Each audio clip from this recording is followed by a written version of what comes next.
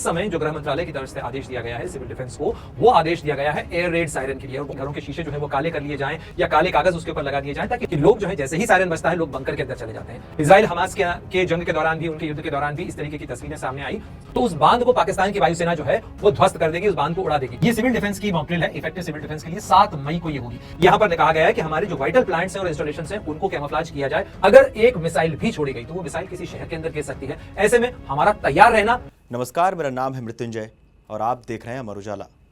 भारत और पाकिस्तान के बीच तनाव का माहौल है। भारत सरकार ने मॉक ड्रिल का आदेश दे दिया है, का निर्देश दे दिया है। 7 मई तक सभी राज्यों में मॉक ड्रिल होना है। मॉक ड्रिल क्या होता है, कैसे होता है, हमारे साथ मौजूद है हमारे वरिष्ठ सहयोगी प्रणय उपाध्याय। उनसे जानते हैं मॉक ड्रिल के बारे में, क्या होता है, कैसे होता है, आम आदमी को किस तरह से इसमें अपना सहयोग देना होता है। प्रणय, क्या होता है मॉक ड्रिल?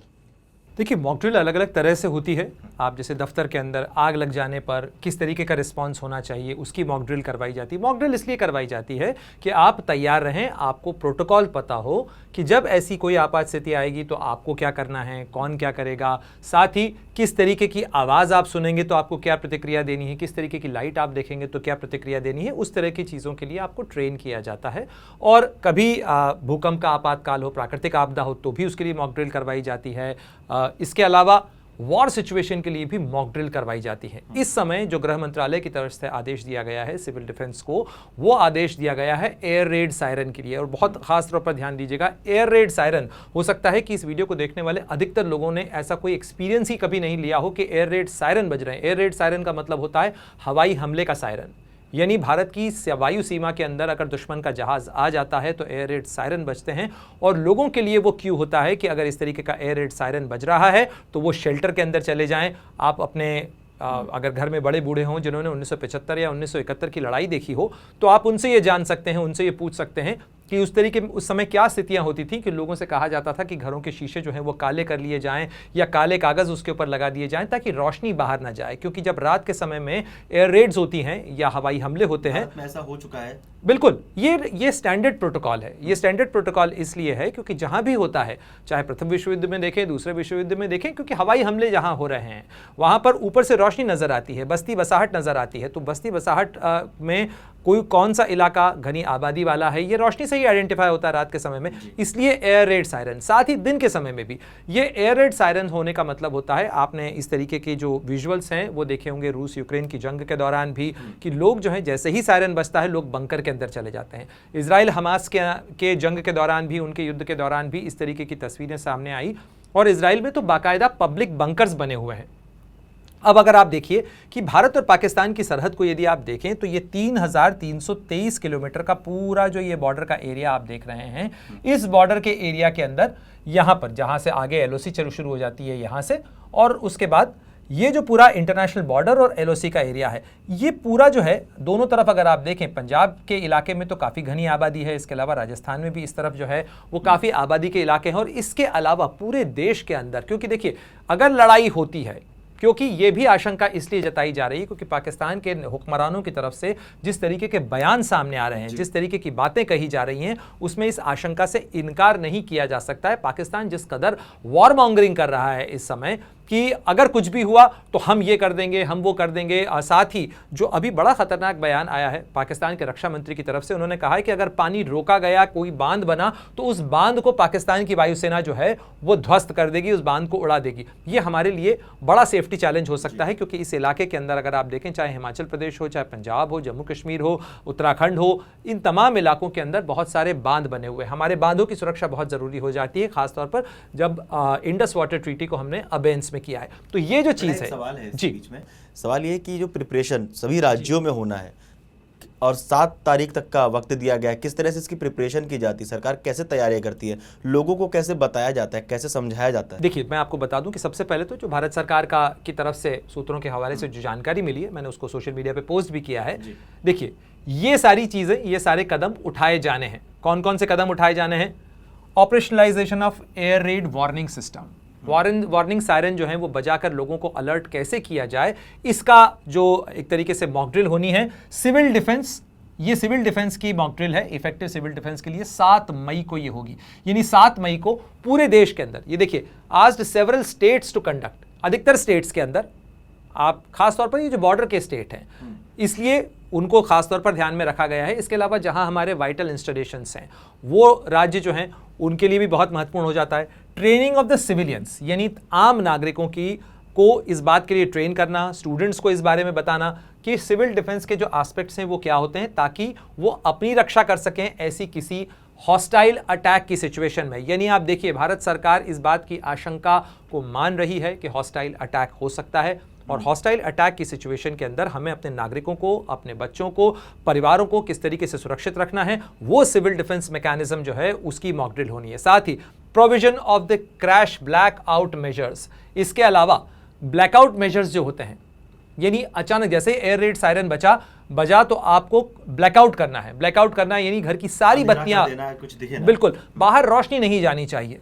तो इस चीज के लिए भी प्रैक्टिस होना बहुत जरूरी है। साथ ही जो अंदाजा है वो उसी तरह से लगाया जाता है। बिल्कुल, इसके साथ साथ provision for the early camouflaging of the vital plants and installation, यानी हमारे जो महत्वपूर्ण प्लांट्स हैं जैसे हमारे बिजली घर हैं, साथ ही हमारी जो इंपॉर्टेंट मैन्युफैक्चरिंग फैसिलिटीज़ हैं, फैक्ट्रीज़ हैं, रिफाइनरीज़ हैं, वहाँ पर कैमोफ्लाज किस तरीके से किया जाए, उसके लिए बाकायदा कैमोफ्लाज पेंट्स आते हैं। और कैमोफ्लाज का मतलब होता है कि आप जैसे कुछ जानवर कैमोफ्लाज कर लेते हैं, गिरगिट अपना रंग बदलकर जो है वो पेड़ों में, झाड़ियों में छुप जाता है, आप उसे नहीं देख पाते हैं। उसी तरीके से एक जो है विजुअल कैमोफ्लाज किया जाता है, और वो कैमोफ्लाज इस तरीके से होता है कि आप जो है, जैसे आपने देखा होगा कई बार टैंकों के ऊपर जालियां डाली जाती हैं, उसके ऊपर पत्तियां लगाई जाती हैं, ताकि हवाई जहाज से यदि देखा जाए तो ऐसा लगेगा कि नीचे ज़मीन के ऊपर केवल कुछ झाड़ियां हैं, जबकि वहाँ पर टैंक है। उसी तरीके से जो हमारे लड़ाकू दस्ते होते हैं वो भी कई बार कैमोफ्लाज ड्रेस लेते हैं। आपने फौज की ड्रेस देखी होगी, तो फौज की ड्रेस के अंदर भी जो कलर पैटर्न होता है वो कैमोफ्लाज के लिए होता है, ताकि वो झाड़ियों के अंदर या किसी जगह के अंदर जगह छुपे तो ऊपर से वो नजर ना आए, ताकि एयर रेड के दौरान वो सारी चीज़ें नजर ना आए। तो उसके लिए भी यहाँ पर कहा गया है कि हमारे जो वाइटल प्लांट्स हैं और इंस्टॉलेशंस हैं उनको कैमोफ्लाज किया जाए। कई विशेष किस्म के पेंट्स आते हैं, कई किस्म के रिफ्लेक्टर्स आते हैं, जिनके जरिए उन्हें कहा जाता है कि उनको कैमोफ्लाज किया जा सकता है। इसके अलावा updation of the evacuation plan and rehearsal, यानी आपात स्थिति में बचना कहाँ है, जाना कहाँ है, किस तरीके से अपने को सुरक्षित रखना है, परिवार को सुरक्षित रखना है, कि जैसे ही एयर रेड सायरन बजते हैं तो आपको किस तरफ जाना है। इसके अलावा कहाँ बंकर्स हो सकते हैं, कहाँ शेल्टर्स हो सकते हैं। इसके अलावा जो राज्य का, जिले का, पंचायत का जो पूरा तंत्र होता है उसको सेंसिटाइज किया जाता है इस चीज़ के लिए कि अगर ऐसी कोई स्थिति आती है तो देखिए, जब युद्ध की स्थिति होती है तो आपको सिविलियन आबादी को पीछे लेना होता है, आपको घर खाली करने होते हैं, उनको सुरक्षित जगहों पर ले जाया जाता है। कई बार जैसा मैंने आपसे कहा कि अगर आप अपने घर में कुछ वृद्धजन हो या सीनियर सिटीजन हो तो उनसे ज़रा पूछें तो वो आपको बताएंगे कि इस तरीके की स्थिति में कई बार ऐसा होता है कि आपको बाहर जाना पड़े, क्योंकि घर की इमारत उतनी सुरक्षित नहीं होती है जितने कि बाहर के इलाके सुरक्षित हो सकते हैं, जहां पर डैमेज कम से कम हो। क्योंकि जब बिल्डिंग को नुकसान होता है तब उसमें कई बार मल्टीफोल्ड नुकसान जानमाल का इसलिए हो जाता है क्योंकि लोग बाहर नहीं निकल पाए। जो टेंशन बनी हुई है वो इस जगह पे है भी, जम्मू कश्मीर के पास में। अब यहाँ से अगर ये जो तैयारी, क्योंकि सभी प्रदेशों में होना है, मध्य प्रदेश हो गया, कर्नाटक हो गया, दूर दूर के जो प्रदेश हैं वहाँ पे किस तरह से क्या खतरा हो सकता है अपने जो, चूंकि लड़ाई का स्पेक्ट्रम, लड़ाई का दायरा भी तय नहीं है, किसी को पता नहीं है। ऐसे में जबकि पाकिस्तान इतना बेलिजरेंट है, पाकिस्तान तो यहाँ तक कि परमाणु हथियारों के इस्तेमाल तक की धमकी दे रहा है, तो ऐसे में हम तैयार न रहें तो ये तो बहुत बड़ी नादानी होगी। हमें ये कम से कम सोचना समझना पड़ेगा। अगर कोई मिलिट्री एक्शन होता है, यानी भारत भी यदि पहलगाम आतंकी हमले के बाद कोई मिलिट्री एक्शन लेता है, पाकिस्तान जिस तरीके से इस समय नजर आ रहा है, अगर एक मिसाइल भी छोड़ी गई तो वो मिसाइल किसी शहर के अंदर गिर सकती है। ऐसे में हमारा तैयार रहना, जागरूक रहना बहुत ज़रूरी है। ऐसे में सिविल डिफेंस का ये जो मॉक ड्रिल होता है, ये जो एक्सरसाइज होती है, ये ज़रूरी भी होती है ताकि लोगों को कम से कम विजुअल रेफरेंस हो, लोगों को ऑडियो रेफरेंस हो, यानी आप आवाज़, कौन सी आवाज़ पहचाननी है, किस तरीके से बाहर निकलना है, कहाँ निकलना है। अब आप देखिए कि रिहायशी बस्तियों के अंदर जब एक बार सिविल डिफेंस का इस तरीके का रिहर्सल होगा, तब फिर धीरे धीरे हमें ये चीज़ पता होगी कि आप जहाँ रहते हैं उन घरों के अंदर या आपकी बिल्डिंग के अंदर, आपके ब्लॉक में, आपके मोहल्ले के अंदर क्या व्यवस्था हो सकती है, जिला प्रशासन या राज्य प्रशासन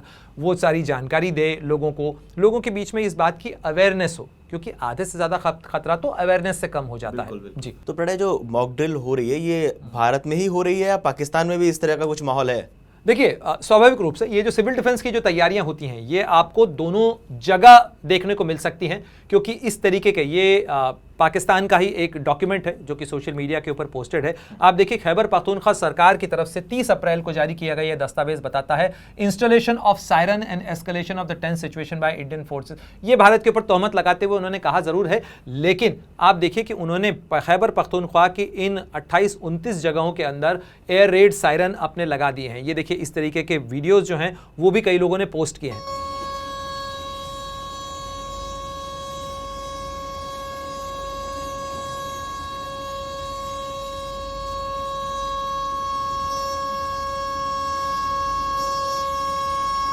ये सायरन बजने का मतलब है कि अब खतरे की बिल्कुल घंटी है। ये सायरन बजने का मतलब है कि आसपास के लोगों को अलर्ट किया जाता है। जैसे ही कोई विमान, चूंकि हमारे रडार्स ने जैसे ही पकड़ा कि भारत की हवाई हद के अंदर कोई हॉस्टाइल एयरक्राफ्ट आया है, उसको एंगेज तो किया जा रहा है, लेकिन उस दौरान वो डैमेज न कर दे। इनफैक्ट कई बार ये होता है कि दुश्मन के विमान जब गिरते हैं तो वो बस्ती की तरफ, आबादी की तरफ अगर गिरेंगे तो भी वो नुकसान कर सकते हैं। हो सकता है कि हमारे लड़ाकू विमानों ने दूसरा विमान जो है, दुश्मन का विमान मार गिराया हो, लेकिन वो अगर बस्ती की तरफ गिरा है तो भी नुकसान हो सकता है। ऐसे में जब ऐसी सिचुएशन होती है तो एयर रेड सायरन के जरिए लोगों को अलर्ट किया जाता है। ये जो सारे पॉइंट्स आपने देखे हैं ये सारे उसके तहत होते हैं। गृह मंत्रालय की तरफ से, गृह मंत्रालय का एक सिविल डिफेंस डिपार्टमेंट होता है मृत्युंजय, ये सिविल डिफेंस डिपार्टमेंट जो है वो इन्हीं तमाम चीजों के लिए तैयार किया गया है। और आप देखिए, The Chinese aggression in 1962, Indo-Pakistan conflict of 1965 led the considerable rethinking about the policy and scope of civil defense। यानी सिविल डिफेंस की पॉलिसीज के अंदर कई महत्वपूर्ण बदलाव किए गए थे। इसका डिक्लेरेशन ही जो है वो 1962 की लड़ाई के बाद किया गया था और उसके बाद इसके अंदर कई महत्वपूर्ण बदलाव किए गए हैं। सिविल डिफेंस एक्ट 1968 के अंदर तैयार किया गया था, जिसे भारत की संसद ने पारित किया है। और अगर आप देखें, भारत का संविधान जो है वो इमरजेंसी सिचुएशन के बारे में क्या कहता है, युद्ध समेत जो इमरजेंसी सिचुएशन है वो भारत के संविधान में प्रोक्लेमेशन ऑफ इमरजेंसी आर्टिकल 352 है। ये भारत के संविधान के शेड्यूल में अंकित है और आर्टिकल 352 जो है वो राष्ट्रपति को ये अधिकार देता है कैबिनेट की अनुशंसा के ऊपर, इमरजेंसी जब युद्ध की स्थिति हो। और यहां पर साफ तौर पर लिखा हुआ है, The President is satisfied that grave emergency exists whereby the security of India, यानी देश की सुरक्षा या देश के किसी हिस्से की सुरक्षा यदि खतरे में होती है या फिर वेदर बाय वॉर और एक्सटर्नल एग्रेशन, चाहे युद्ध हो या बाहरी कोई आक्रमण हो, तो उस स्थिति के अंदर आर्म्ड रिबेलियन समेत तब उस स्थिति के अंदर राष्ट्रपति जो हैं वो इमरजेंसी लगा सकते हैं। और उसके लिए सिविल डिफेंस का ये डिपार्टमेंट जो है उसके पास ये जिम्मेदारी है कि वो इन चीजों को तैयार करे। और खासतौर पर पाकिस्तान जिस तरीके के मिसाइल टेस्ट कर रहा है मृत्युंजय, छोटा सा सवाल बीच में सिर्फ ये है कि किस तरह से तैयार किया जाता है लोगों को। हमें अलर्ट तो कर दिया गया, सायरन लगा दिया गया, क्या किस तरह से और प्रिपरेशन कराई जाती है? घर के जाने से आपने बोला कि अपनी इमारत छोड़ के भी जाया जाता है, उसकी प्रिपरेशन एक आम आदमी को, सिविलियन के लिए कैसे कराई जाती है?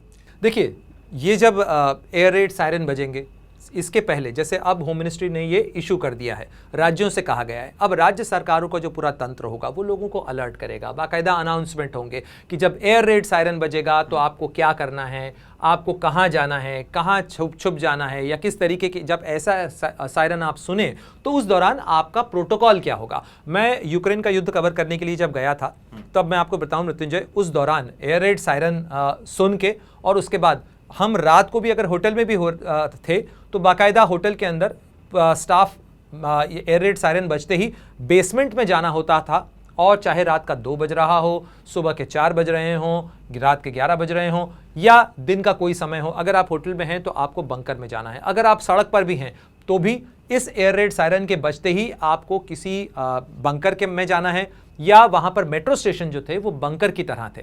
चूंकि यूक्रेन जो है वो सोवियत संघ का हिस्सा था, दूसरे विश्व युद्ध के बाद से जितना इंफ्रास्ट्रक्चर बनाया गया उसमें इस चीज़ के प्रोविजन रखे गए थे, तो वहां पर ये व्यवस्था ही थी। इनफैक्ट बहुत लंबे समय तक लोगों ने जो मेट्रो स्टेशन हैं उन मेट्रो स्टेशन में दिन गुजारे हैं, क्योंकि घर असुरक्षित हो चुके थे, लोग मेट्रो स्टेशनों के अंदर थे और वो मेट्रो स्टेशन बंकर की तरह बनाए गए थे। अब चूंकि दिल्ली के अंदर भी मेट्रो स्टेशन है, लेकिन हमारे बहुत सारे मेट्रो स्टेशन ओवरग्राउंड है। ऐसे में ओवरग्राउंड मेट्रो स्टेशन नहीं, अंडरग्राउंड मेट्रो स्टेशन की जरूरत होती है, वो सुरक्षित होते हैं। तो हमारे यहाँ पर चूंकि लड़ाइयाँ कॉन्फ्लिक्ट होते रहे, लेकिन हमारे यहाँ कोई ऐसी फुल फ्लेजेड वॉर की स्थिति के अंदर बंकर्स या पब्लिक बंकर्स की स्थिति नहीं है कि आप कहाँ जा सकते हैं, कहाँ छुप सकते हैं, कहाँ पनाह ले सकते हैं। प्लस वो जो कंक्रीट के स्ट्रक्चर्स होते हैं, चूंकि बंकर्स इस तरह से बनाए जाते हैं कि उनको जो बॉम्बिंग है या जो बमबारी है उसको भी वो विथस्टैंड कर सके, उसमें भी वो सुरक्षित रह सके।